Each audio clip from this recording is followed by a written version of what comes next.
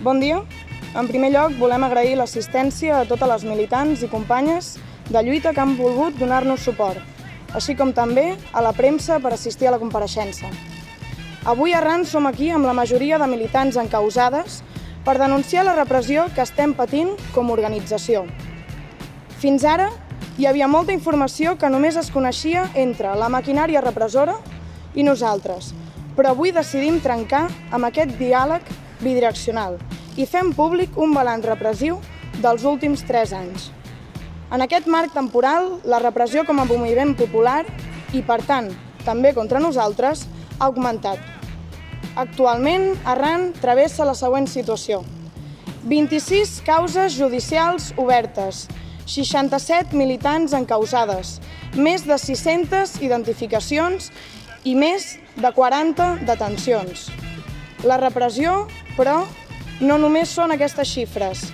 És per això que denunciem també seguiments per part dels cossos policials a militants, sobretot a aquelles que es troben en causes judicials, seguiments als llocs de feina, a casa, a casals i ateneus i espais que freqüentem.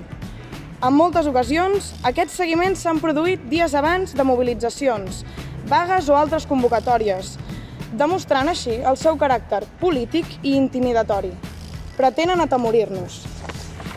Denunciem també punxades de telèfons i trucades intimidatòries. Aquestes últimes les patim quan decidim de manera legítima no col·laborar amb la justícia i desobeir les citacions. Per últim, denunciem les peticions de col·laboració amb els cossos policials a canvi d'un millor tracte, una pena menor o qualsevol mena d'acord.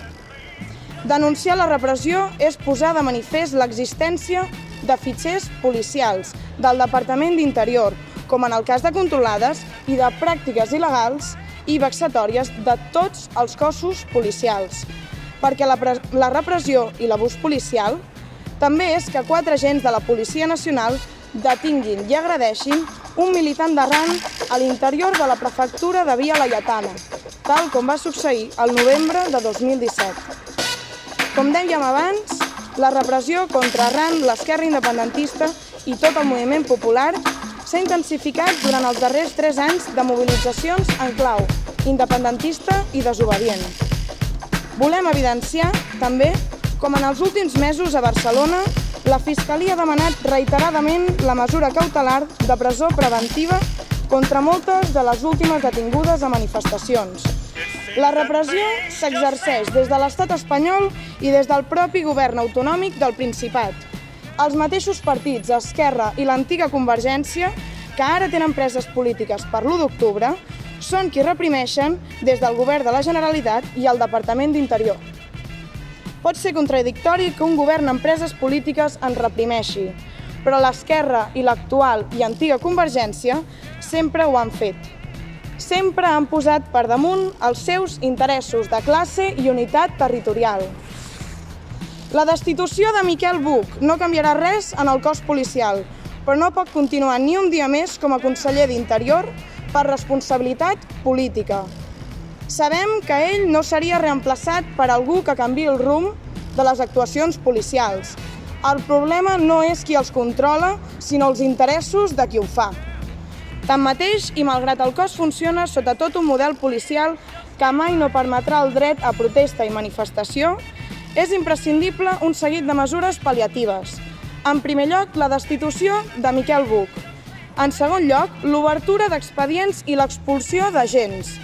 En tercer lloc, canvi de comissaris. I, finalment, la dissolució de la Brimo i l'Arro. Davant de tot això, les joves d'Arran no claudiquem. Decidim entomar la repressió com una definició col·lectiva i política, perquè tots els judicis per conflicte polític són judicis polítics. Que ens persegueixin per defensar el referèndum de l'1 d'octubre, per manifestar-nos el 1 de maig, per la vaga del 8 de març, per sortir als carrers a barrar el pas al feixisme. Són judicis polítics. Posem de manifest tot l'impacte que comporta la repressió. L'impacte personal i col·lectiu, anys d'espera per una causa judicial, seguiments, controls, pràctiques intimidatòries, peticions de col·laboració, ofec econòmic, personal i per l'organització i un llarg etcètera. Tenim ben present que la via per la llibertat de totes les preses polítiques a l'estat espanyol és l'amnistia. N'exigim la llibertat de totes elles i ens reafirmem en la lluita. Apostem per una amnistia sense renúncies. Fem nostres les paraules d'Anna Gabriel. Hi ha moltes cares de la repressió. La solidaritat és una de les millors, on es troben les millors persones.